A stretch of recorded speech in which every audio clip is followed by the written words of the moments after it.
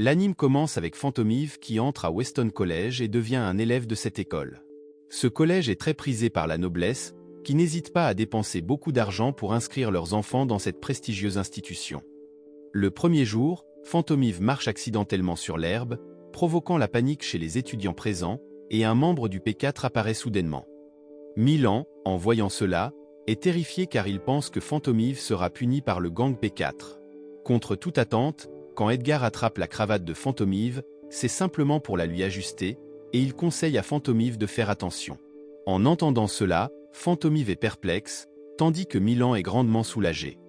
Milan s'approche ensuite de Fantomive et exprime son soulagement, car habituellement, dans ce genre de situation, les membres du P4 punissent les étudiants pour avoir endommagé l'herbe dans la cour du dortoir.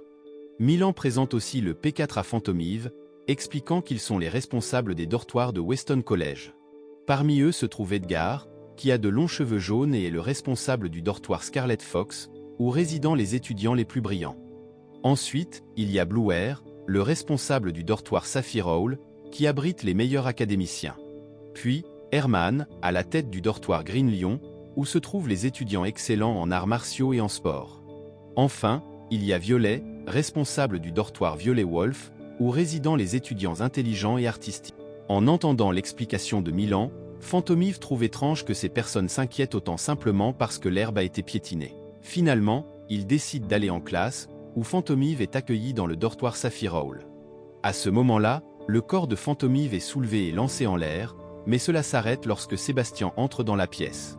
En voyant l'arrivée de Sébastien, Clayton est choqué et explique ce qui s'est passé. Cependant, selon Sébastien, ce comportement absurde ne devrait pas se produire car il est dangereux. Ensuite, Fantomive va rencontrer le directeur, mais il ne trouve que Johan, qui représente le directeur, occupé par d'autres affaires. Johan demande alors à Fantomive de signer un accord stipulant qu'il respectera toutes les règles et règlements de Weston College. Après avoir rempli les papiers, Fantomive demande au P4 où se trouve le directeur. Bluer répond que seuls eux ont le droit de décider quand et où Fantomive pourra rencontrer le directeur, donc Fantomive n'est pas en droit de savoir. Peu de temps après, Milan et Fantomive sont vus en train de manger ensemble. Milan explique alors qu'ils doivent travailler tout en étant au dortoir, ce qui surprend Fantomive. De plus, Milan dit qu'ils doivent servir les anciens, y compris laver, préparer des boissons, ranger les lits, etc. Malheureusement, lorsque Milan est sur le point d'expliquer davantage, il est appelé par son aîné pour accomplir une tâche. Peu de temps après, Clayton demande à Fantomive de nettoyer la salle à manger à fond. Après le départ de Clayton, Fantomive appelle Sébastien à l'aide en utilisant ses yeux. Un peu plus tard, Sébastien arrive et accomplit la tâche qui lui a été assignée. Pendant ce temps, Fantomive essaie de se rendre au dortoir Violet, mais il est immédiatement expulsé par ses résidents. Lorsque Fantomive retourne à la salle à manger, tout le monde est en effervescence, y compris Clayton qui est présent. À ce moment-là, Clayton remercie Fantomive pour avoir nettoyé la salle à manger si soigneusement et proprement, mais Fantomive répond simplement avec gentillesse. Cette nuit-là, Fantomive reçoit une lettre indiquant qu'une personne a mystérieusement disparu du dortoir. Au même moment, Sébastien vient servir des boissons, et Fantomive lui demande de garder son identité secrète pour éviter d'être découvert. Le lendemain, Sébastien rencontre Milan et Fantomive dans le couloir de l'école. À ce moment-là, ils se saluent, mais le travail de Sébastien en tant que superviseur de l'école est très chargé. Chaque matin, Sébastien doit enseigner aux étudiants, et le soir, il doit donner des cours particuliers aux élèves en difficulté. De plus, Fantomive demande souvent son aide. Cependant, cela n'empêche pas Sébastien de négliger ses devoirs car Fantomive est son maître. En fait, Fantomive est confronté à une affaire très difficile à résoudre en raison de nombreux obstacles. Un peu plus tard, en classe, Milan demande à Fantomive comment il parvient à accomplir toutes les tâches assignées par Clayton. Sachant que les tâches données à Fantomive sont très complexes et difficiles, Milan propose de prendre en charge le travail, mais Fantomive répond que ce n'est pas difficile à faire. Ailleurs, les membres du P4 sont vus en train de profiter de leur journée ensemble. Maurice est également vu les servant avec grande joie, son attitude et sa performance lui valant beaucoup de louanges de la part des membres du P4. À ce moment-là, Edgar demande à Clayton comment se passe Fantomive. Clayton rapporte que Fantomive parvient à gérer les tâches difficiles avec aisance. De plus, Fantomive prépare même du thé et des gâteaux délicieux, et nettoie son espace si bien qu'il n'y a plus de poussière. Pour cette raison, Clayton est souvent impressionné lors de ses inspections.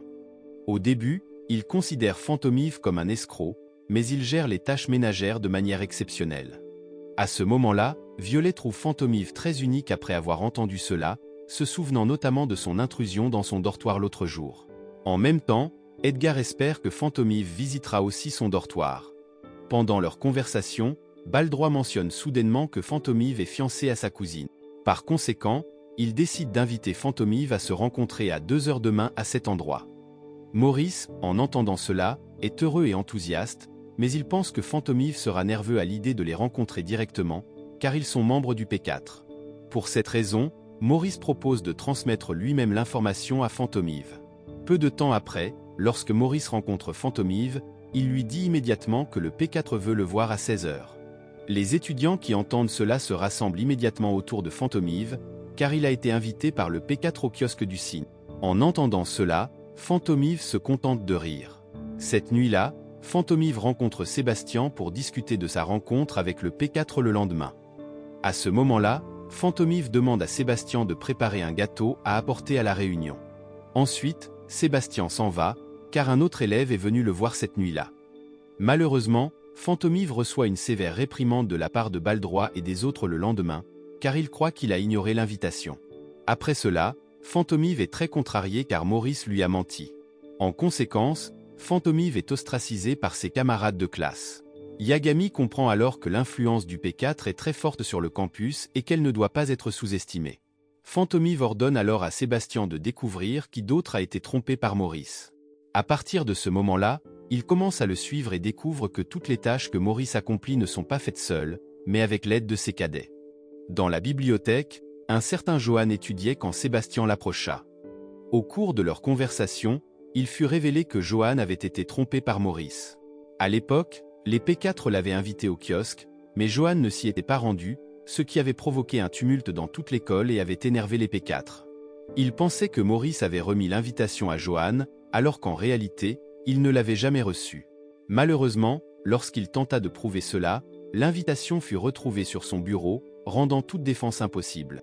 À cause de cela, Johan pleura à chaudes larmes, et Sébastien tenta de le réconforter. Après cela, ils discutèrent des découvertes sur Maurice, et Fantomive mentionna qu'il avait besoin d'un pion dans le dortoir rouge, où résident Baldroy et Maurice. Cependant, Sébastien le déconseilla, car cela serait très dangereux. À ce moment-là, Fantomive peinait à trouver un pion adéquat, car l'entrée dans cet endroit nécessitait une grande richesse. Jusqu'à ce qu'un nom lui vienne soudainement à l'esprit, bien que Fantomive soit réticent à l'impliquer. Le lendemain, Soma arriva à l'école de Fantomive. En le voyant, Fantomive tenta de s'éloigner. Contre toute attente, Soma continua à l'appeler, ce qui agaça Fantomive car la lettre leur avait demandé de faire semblant de ne pas se connaître, mais Fantomive fut soulevé par un éléphant. Après cela, Fantomive demanda à Soma de surveiller tous les faits et gestes de Maurice, même les plus petits. En entendant cela, Soma accepta d'aider. Cette nuit-là, Milan entra dans la chambre de Fantomive et voulut dormir avec lui. À ce moment-là, ils commencèrent à discuter, et Milan demanda pourquoi Fantomive avait gaspillé l'invitation des P4 alors qu'elle était si précieuse. Fantomive admit alors qu'il ne l'avait pas gaspillée, mais qu'il avait reçu une mauvaise heure de la part de Maurice. La réunion devait avoir lieu à 14 heures, mais Maurice lui avait dit que c'était à 16 heures. En apprenant cela, Milan se porta volontaire pour être témoin, car lui aussi avait entendu Maurice dire à Fantomive que la réunion était à 16 heures. Au même moment, Soma suivait Maurice partout, le mettant mal à l'aise. Peu de temps après, Soma se précipita pour rejoindre l'éléphant, car il voulait se rendre au dortoir de Fantomive. Cependant, l'éléphant se dirigea dans la direction opposée, vers la chambre de Maurice, provoquant son effondrement. En conséquence, la chambre de Maurice devint inutilisable et nécessitait des réparations. À cause de cela, Soma proposa d'héberger Maurice temporairement. Au début, Maurice était réticent, mais il finit par accepter. Le lendemain, Soma informa Fantomive de la situation. Bien que Soma fût d'abord choqué de voir Sébastien, qu'il connaissait comme étant le serviteur de Fantomive, ils collaborèrent ensuite pour rassembler des preuves. Le jour suivant, Fantomive invita Maurice à le rencontrer dans une salle. Là, il exposa toutes les mauvaises actions et mensonges de Maurice, ce qui le choqua énormément. Maurice fut stupéfait car il avait ordonné à ses sbires de se débarrasser des preuves. Cependant, Fantomive expliqua que ce n'était pas la faute des sbires puisqu'il avait trouvé les papiers déchirés et les avait délibérément recherchés. Après une dispute, Fantomive proposa d'oublier l'incident, mais en contrepartie, Maurice devait avouer ses méfaits et ses mensonges à Edgar. Soudain, l'expression de Maurice changea. Il sourit et se moqua de Fantomive, puis appela ses amis pour l'attaquer. À ce moment-là, Maurice dit que Fantomive était stupide de le rencontrer dans une pièce si calme, car il ne viendrait jamais sans être préparé. Maurice révéla également qu'il n'utilisait des gens comme lui que pour son propre bénéfice. Alors que Maurice s'apprêtait à attaquer Fantomive avec un objet tranchant, il cria soudainement. En entendant le cri, les membres des P4 et d'autres personnes entrèrent immédiatement dans la pièce et attaquèrent les hommes de Maurice. Voyant cela, Maurice fut choqué et effrayé, puis il supplia les membres des P4 de ne pas le dénoncer à Seigneur Edgar. Malheureusement pour Maurice, Edgar était présent et exprima de profonds regrets concernant la situation. Edgar se sentit coupable d'avoir encore une fois choisi et fait confiance à la mauvaise personne. Par conséquent, Edgar décida de rompre ses liens fraternels avec Maurice, car il l'avait indirectement trahi. Cela fut un coup sévère pour Maurice. De plus, Fantomive diffusa des photos de Maurice sans maquillage, ce qui le frustra davantage. Après cet incident, Fantomive devint officiellement membre des P4 et reçut un accueil chaleureux de la part de ses camarades de classe. Soma, observant à distance, était très heureux des réussites de Fantomive et de ses nombreuses nouvelles amitiés. Cette nuit-là, Fantomive et Sébastien discutèrent de la mission qu'ils devaient accomplir. À ce moment-là, Sébastien félicita Fantomive pour être devenu membre des P4, mais Fantomive répondit que leur objectif était encore loin d'être atteint. Car leur véritable but était de découvrir pourquoi le neveu de la reine, Derrick, avait cessé de communiquer avec sa famille. Le lendemain, les chefs et les membres des P4 passèrent une journée agréable. Ils discutèrent de la prochaine compétition de cricket et des événements qui se dérouleraient lors du festival, y compris une soirée dansante. À ce moment-là, Edgar était particulièrement enthousiaste à l'idée de rencontrer de belles femmes, car selon lui, avoir des partenaires de haut statut et belles révélait leur véritable identité. Pendant la conversation, Violet était en train de peindre un portrait de Fantomive, mais celui-ci ressentait de la douleur après avoir posé si longtemps. Alors que Violet n'avait pas encore terminé le tableau. Malheureusement, Violet ne peignait pas Fantomive, mais autre chose. Pour relancer la conversation, Fantomive mentionna qu'il avait un ami du dortoir Violet nommé Derrick. Immédiatement, tout le monde se tut, y compris Violet qui arrêta de dessiner. Cela rendit l'atmosphère gênante et Fantomive se sentit perplexe. Fantomive tenta alors de demander à nouveau et apprit que Derrick était un étudiant très accompli avec des capacités extraordinaires. De plus, son dortoir avait été changé plusieurs fois pour correspondre à son caractère. Fantomive était déconcerté car la reine ne lui avait pas expliqué cela, ce qui le rendit également méfiant, soupçonnant les P4 de cacher quelque chose. Le lendemain, Fantomive demanda à Baldroit des informations à ce sujet, mais celui-ci ne put fournir les détails que Fantomive recherchait. La décision de déplacer Derrick entre les dortoirs appartenait uniquement au principal. Cette information était la même que celle donnée par Edgar et les autres membres des P4. Après cela, Fantomive décida de partir, mais Baldroit l'arrêta et lui demanda si Fantomive était un membre du Watchdog. Malheureusement, Fantomive ne répondit pas et dit que cela ne regardait pas Baldroit. Peu de temps après, en classe, Fantomive tenta de trouver des informations sur Derrick, mais il revint bredouille. Fantomive essaya ensuite de rassembler des informations auprès de plusieurs personnes, mais toujours sans succès. Cette nuit-là, Fantomive rencontra Sébastien, mais il le cacha immédiatement, car Sébastien réalisa que Fantomive était suivi par quelqu'un. En entendant cela, Fantomive considéra cette action imprudente car elle éveillait les soupçons chez beaucoup de gens. À ce moment-là, Sébastien informe également Fantomive que tous les enseignants de l'école ont donné la même information. Toutes les décisions concernant Derrick ont été prises entièrement par le directeur. C'est pourquoi Fantomive décide de partir la nuit. Cependant, Sébastien tente de lui rappeler que s'il est surpris en train de partir, il sera certainement puni. Ensuite, ils se rendent au dortoir Violet et y mettent le feu. Apparemment, Fantomive fait cela pour que le dortoir brûle et que les résidents évacuent, ce qui lui permettra d'enquêter plus facilement. Malheureusement, Sébastien se rend compte que la décision de son maître est très risquée. S'ils sont découverts, Fantomive sera disqualifié ou expulsé de Weston College. Cependant, cela n'inquiète pas Fantomive, ce qui fait que Sébastien admire indirectement le plan audacieux de son maître. Peu de temps après, beaucoup de gens du dortoir sortent en courant pour se sauver, tandis que Sébastien et Fantomive surveillent la situation de loin. Fantomive demande alors à Sébastien de vérifier si Derrick est là, car ils auront accompli leur mission s'ils s'y trouvent. Malheureusement, ce que Sébastien voit est très différent de ce qu'il attendait. Derrick n'est pas dans le dortoir Violet Wolf, ce qui suggère qu'il n'y est jamais venu. Finalement, tout le monde se mobilise pour éteindre l'incendie. Peu de temps après, Sébastien arrive avec l'éléphant de Soma transportant de l'eau. Ils travaillent donc rapidement pour éteindre le feu, mais Violet semble entraver leurs efforts. Le lendemain, Milan mentionne que la personne sélectionnée lors du festival de cricket rencontrera le directeur. Cela enthousiasme Fantomive, qui demande comment gagner. Milan explique alors que gagner la compétition est facile, il suffit de marquer le plus de points. Cependant, la chance de dîner et de rencontrer le directeur est très aléatoire, car les conditions changent chaque année. Cela laisse Fantomive encore plus perplexe. Peu de temps après, Clayton informe Fantomive qu'il sera l'un des membres participants au prochain festival de cricket. Fantomive est très heureux d'entendre cela et se rend compte que c'est grâce à Sébastien, qui a parlé en sa faveur. Après un certain temps, la cérémonie d'ouverture du festival de cricket commence, où tout le monde attend avec impatience les étudiants qui participeront au match de cricket. À ce moment-là, ils sont accueillis chaleureusement, et l'événement commence officiellement. Johan conclut ensuite la cérémonie de bienvenue du festival et s'éloigne. Malheureusement, Johan tombe à nouveau, comme d'habitude, et perd beaucoup de sang. Pendant ce temps, les gens sont très enthousiastes à propos de la cérémonie du festival. L'équipe du dortoir vert mange pour refaire le plein d'énergie, contrairement à Edgar, qui est entouré de nombreuses femmes. De l'autre côté, l'équipe violet Wolf mange d'une manière très effrayante. Pendant que l'équipe du dortoir bleu discute de sa stratégie pour la compétition, la sœur aînée de Bluer ne peut s'empêcher de le taquiner.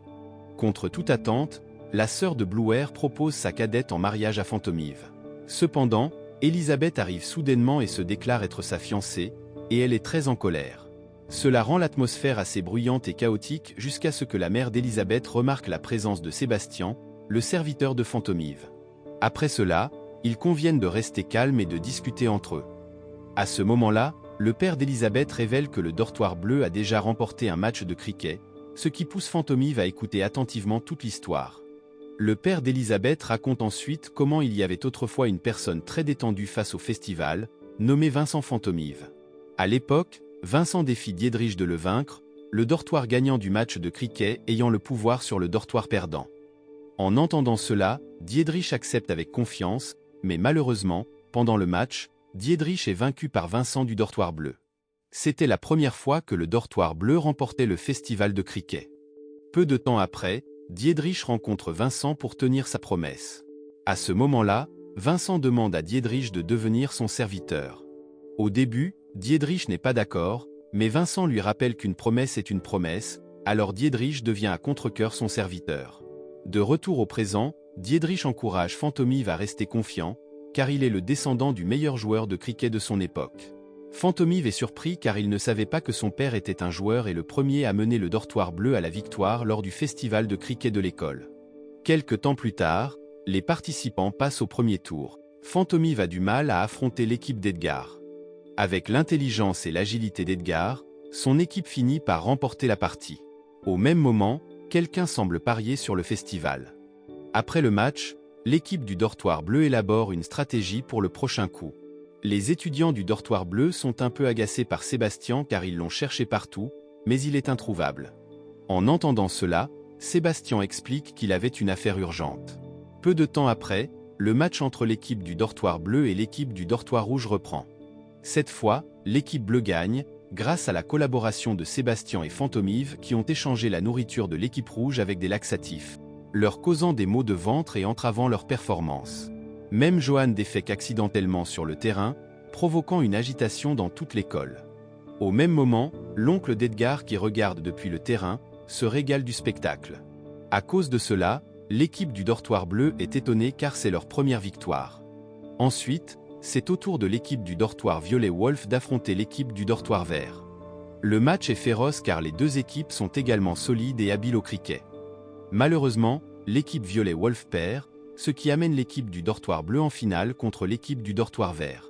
Peu de temps après, le match commence, avec l'équipe du dortoir bleu employant une stratégie différente en se bandant les yeux et en frappant la balle, ce qui semble impossible. Cependant, Fantomive explique qu'ils utiliseront des signaux à travers des sons ou des vibrations. Cette stratégie fonctionne au début, mais Baldroit se rend compte que l'équipe bleue frappe en synchronisation avec le rythme de la musique. À cause de cela, il conclut que l'équipe bleue utilise des signaux musicaux pour synchroniser leurs coups avec précision. Par conséquent, Baldroit décide de lancer la balle de manière à bloquer ces signaux, rendant impossible pour l'équipe bleue d'entendre la musique.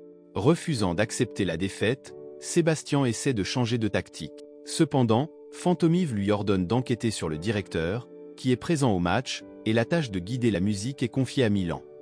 Après cela, le jeu continue avec des rebondissements inattendus. Peu de temps après, Sébastien suit la piste du directeur pour découvrir son identité. Sur le terrain, le public profite du match de cricket pendant que l'équipe bleue lutte sans leur musique, car Sébastien est occupé avec le directeur. Malheureusement, Sébastien perd constamment la trace du directeur.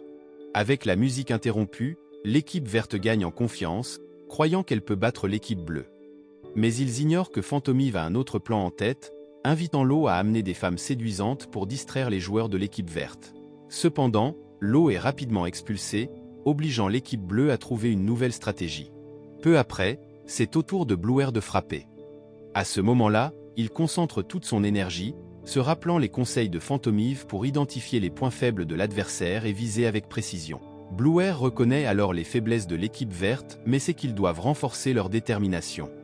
Grâce à une stratégie brillante, il commence à marquer à nouveau.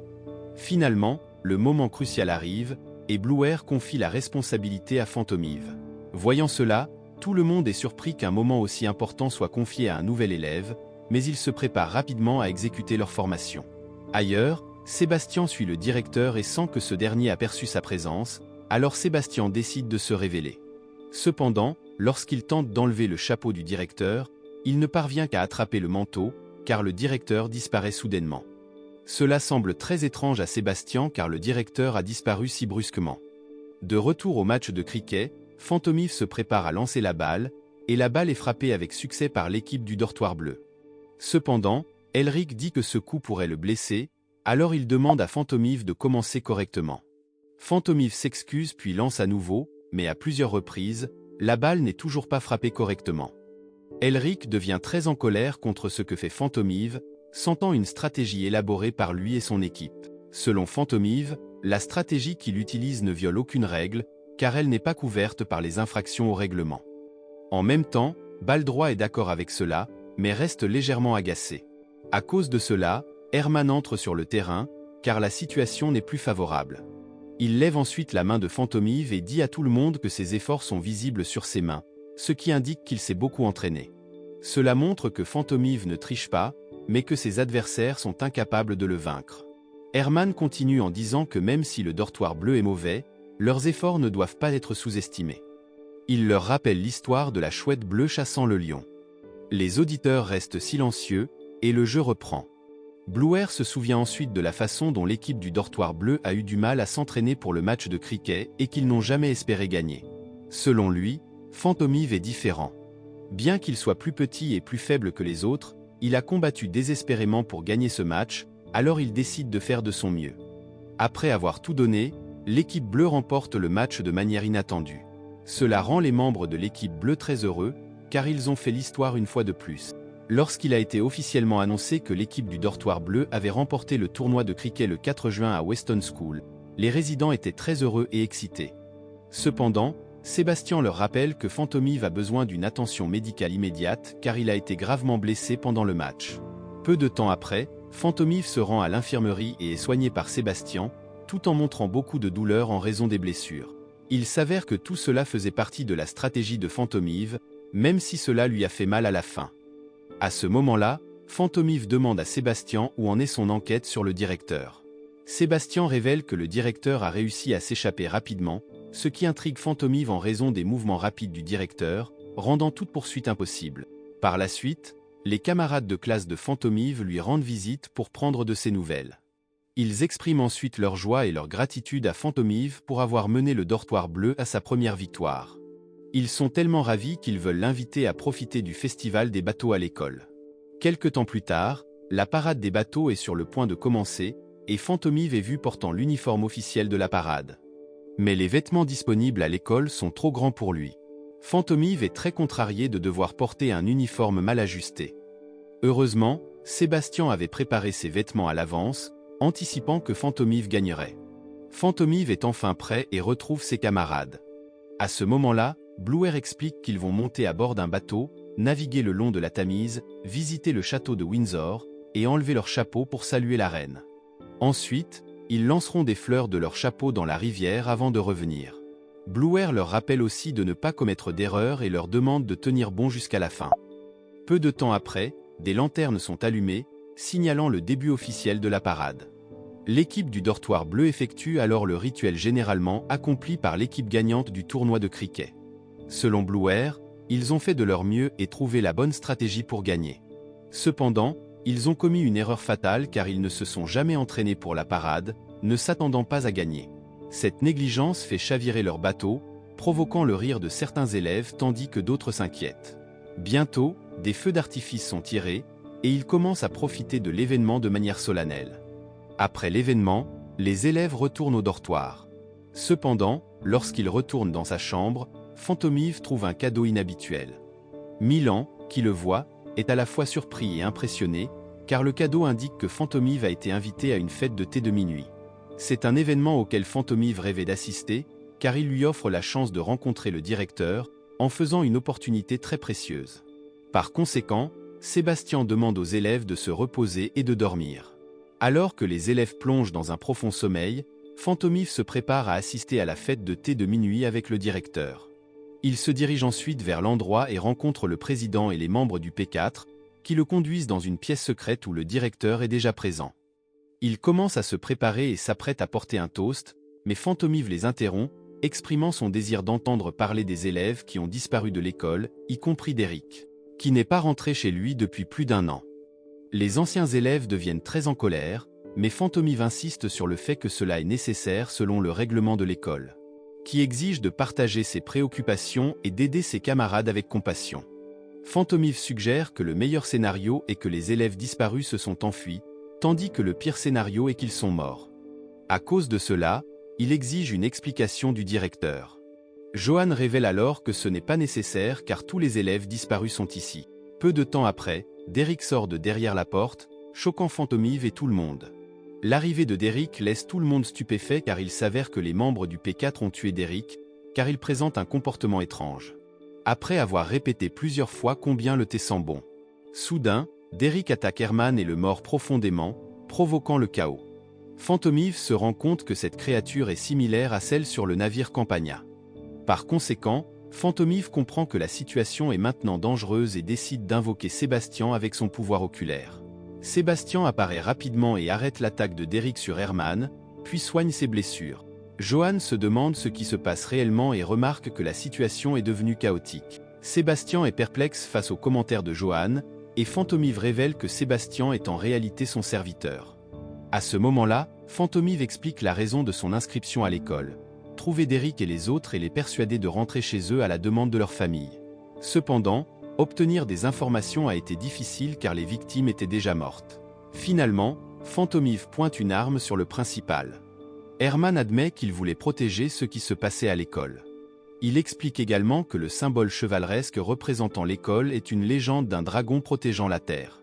Cependant, s'ils ne peuvent pas résoudre le problème à la racine, cela pourrait devenir un désastre. Bluer ajoute qu'ils ont suivi cet enseignement, ce qui les a conduits à décider de tuer Derrick. Le lendemain, Derrick rencontre Rian, le directeur de l'hôpital Karnstein. Edgar révèle qu'ils ont signé un contrat. Il devient clair que tout cela faisait partie du plan du principal. De plus, Undertaker, un fossoyeur et ancien collaborateur au service de la reine, était également impliqué. Apparemment, Undertaker a toujours été un adversaire redoutable pour Fantomive, bien qu'il soit un informateur fiable. Il est révélé que le P4 a tué Derrick et a demandé l'aide de la société Aurora pour le ressusciter. Selon Sébastien, en agissant ainsi, ils ne peuvent en aucun cas maintenir leurs principes. Bluer déclare ensuite que Derrick n'aurait pas dû être là, ce qui rend Fantomive confus face à sa déclaration énigmatique. La scène montre ensuite un flashback, où les membres du P4 admiraient le talent et les capacités incroyables de Derrick, mais étaient inconscients des ténèbres qu'il apportait. Après être devenu membre du P4, ils ont reçu de nombreuses plaintes concernant l'intimidation. À ce moment-là, ils ont essayé de s'y attaquer, mais ont été choqués de découvrir que Derrick était l'intimidateur. Au départ, ils n'y croyaient pas, mais après avoir suivi les instructions vers un bâtiment selon la lettre qu'ils ont reçue, ils sont devenus convaincus après avoir entendu des cris et trouvé de nombreux élèves intimidés par d'autres, Derrick étant parmi les intimidateurs. Il est devenu évident que l'échec de Derrick faisait partie de sa tromperie. Il s'avère que Derrick faisait faire son travail par d'autres élèves, que ce soit écrire des poèmes, faire des gâteaux ou d'autres tâches. Derrick a profité des capacités des autres, qui l'avaient intimidé, pendant 4 ans. Une fois cela découvert, Edgar et les autres ont demandé aux élèves intimidés de retourner en classe. Edgar a ressenti un profond regret, pensant qu'il aurait dû réaliser la vérité plus tôt. Cependant, Derrick est apparu indifférent et n'a montré aucun remords. Cela a mis Edgar en colère, et Derrick a également affirmé qu'il aurait dû faire partie des préfets de l'école, mais qu'il n'a pas réussi à y entrer. Bien que Derrick ne veuille pas être préfet, ses parents l'ont poussé parce que c'était une tradition familiale.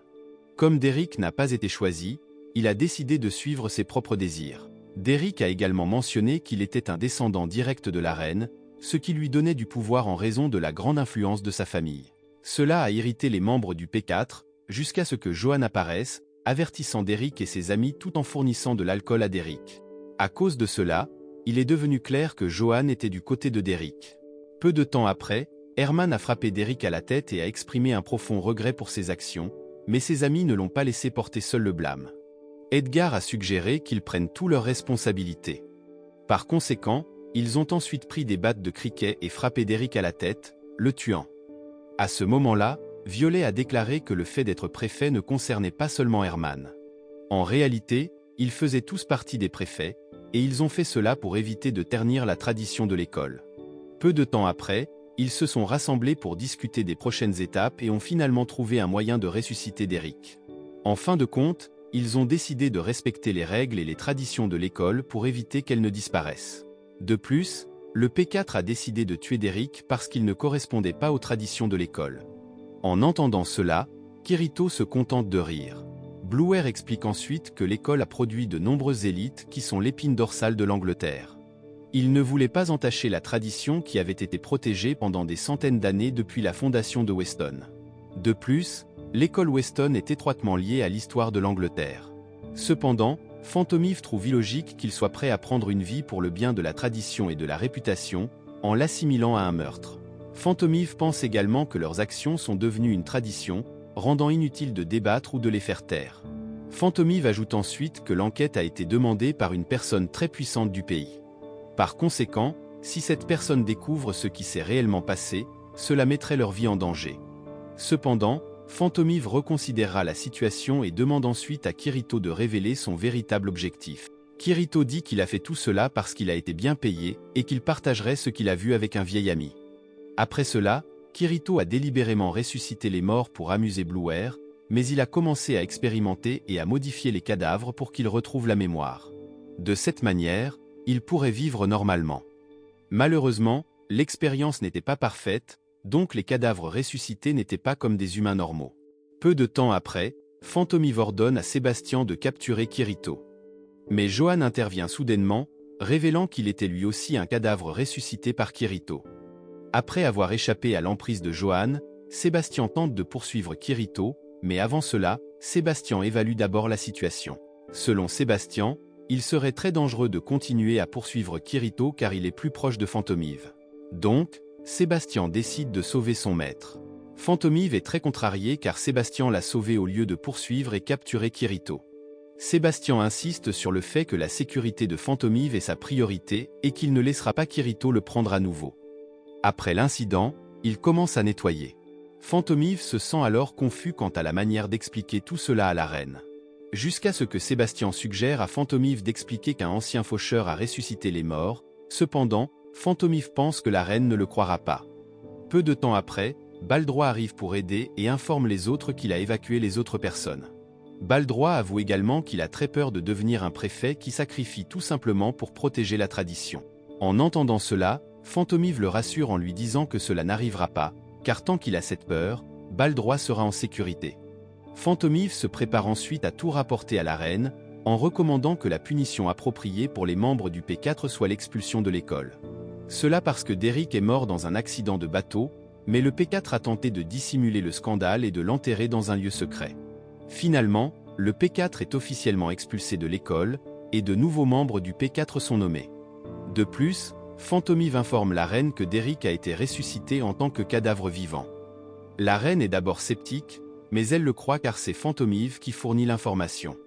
Pendant ce temps, Fantomive décide de quitter l'école, car son enquête est terminée, tandis que Milan est très triste de le voir partir et lui écrit une lettre. Mais malheureusement Fantomive refuse de la lire. Peu de temps après, Fantomive rentre chez lui et trouve ses subordonnés en difficulté parce que la clôture de l'oncle Sam a été endommagée, ce qui fait que les moutons se sont dispersés. D'un autre côté, la reine parle avec ses subordonnés, où elle déclare que si des cadavres peuvent être ressuscités et sont immunisés contre la douleur, cela pourrait être très dangereux. Cependant, si ces créatures pouvaient être contrôlées, cela serait extrêmement avantageux. Le lendemain matin, on voit Finian apporter des plantes et faire son rapport à Sébastien. En voyant cela, Sébastien ordonne à Finian de les laver immédiatement et entre dans la chambre de Fantomive pour le réveiller, sans oublier de préparer du thé et de l'aider à s'habiller. Sébastien mentionne ensuite vouloir remplacer les lunettes d'Emily et réparer le vieux chapeau de Finian. Peu de temps après, Soma arrive pour voir Fantomive et se plaint immédiatement que Fantomive ait quitté l'école sans l'informer. Fantomive répond que l'école est bénéfique pour son développement et qu'il a appris beaucoup de choses sur l'Angleterre. Cependant, selon Soma, Fantomive n'a plus besoin d'étudier puisqu'il a déjà appris dans le royaume et est même devenu un élève exceptionnel. Il est révélé qu'ils ont seulement fréquenté l'école parce que Fantomive l'avait demandé. Sans la demande de Fantomive, Soma ne se serait pas inscrit à l'école Weston. Soudain, la conversation est interrompue par l'arrivée d'Annie, le serviteur de Soma. À ce moment-là, Sébastien mentionne qu'il s'est écoulé beaucoup de temps depuis leur dernière rencontre, car il avait vu Annie à l'école. Sébastien explique en outre que lorsque Soma montait son éléphant la nuit, Annie veillait en réalité sur lui. Pendant le match, Annie était également présent pour offrir une tarte à Soma, mais il y avait déjà une tarte faite par Sébastien, alors Annie a décidé de ne pas la placer là. En entendant cela, Soma devient très en colère et gronde Annie. Pendant ce temps, Sébastien et Fantomive prennent congé, car Fantomive se prépare à partir. En voyant cela, Soma est très contrarié, car il était venu spécialement pour le rencontrer. En arrivant en ville, les travailleurs sont émerveillés par sa beauté. Ils commencent tous à explorer les boutiques nécessaires. Tout d'abord, Fantomive et ses employés visitent un magasin de lunettes, après quoi Emily est très heureuse, car elle peut voir clairement. Ensuite, ils se rendent dans une chapellerie, où ils cherchent un chapeau approprié pour Finian. Finalement, non seulement Finian achète un chapeau, mais tout le monde en achète un, y compris Fantomive. Au départ, les employés de Fantomive choisissent un chapeau pour lui, mais Fantomive trouve qu'il ne lui convient pas. Par conséquent, Fantomive choisit un chapeau qui correspond parfaitement à son style. Ensuite, ils se rendent dans une maroquinerie dont Lévi avait besoin. Il s'avère que Lévi avait apporté un serpent avec lui, ce qui a effrayé les autres clients en raison de son excentricité. Après avoir terminé à la maroquinerie, il visite une librairie. Une fois terminé, Sébastien demande à s'arrêter quelque part pour récupérer quelque chose. Il s'avère que Sébastien voulait collecter des dossiers de décès liés à Undertaker. Il découvre qu'Undertaker avait été impliqué avec les prédécesseurs de Fantomive. Ensuite, ils se rendent dans un endroit où ils reçoivent des échantillons de parfums. Lors de cette visite, Fantomive a demandé à Sébastien de ne pas distribuer d'échantillons de parfums pour femmes aux hommes, et Sébastien a accepté la demande de son maître. Sébastien a félicité Fantomive pour avoir conçu une stratégie efficace, d'autant plus que les échantillons de parfums étaient très appréciés des jeunes femmes. De plus, Fantomive a inclus des images mignonnes avec chaque parfum. Fantomive s'est senti agacé en entendant cela, car l'idée d'inclure des images mignonnes sur les flacons de parfum venait en réalité de sa fiancée, Elisabeth. Peu de temps après, Sébastien a entendu un cri et s'est immédiatement précipité vers la source. En voyant le carrosse d'Irene, Sébastien a rapidement aidé Irene et son compagnon à sortir du carrosse. Il s'avère qu'Irene se rendait à une représentation d'opéra, mais à cause de l'incident, elle allait être en retard. Finalement, Sébastien a eu une idée et a conduit le carrosse à toute vitesse, veillant à ce qu'Irene arrive à l'opéra à temps. Lorsqu'Irene allait monter sur scène, elle a utilisé une licorne pour distribuer le parfum.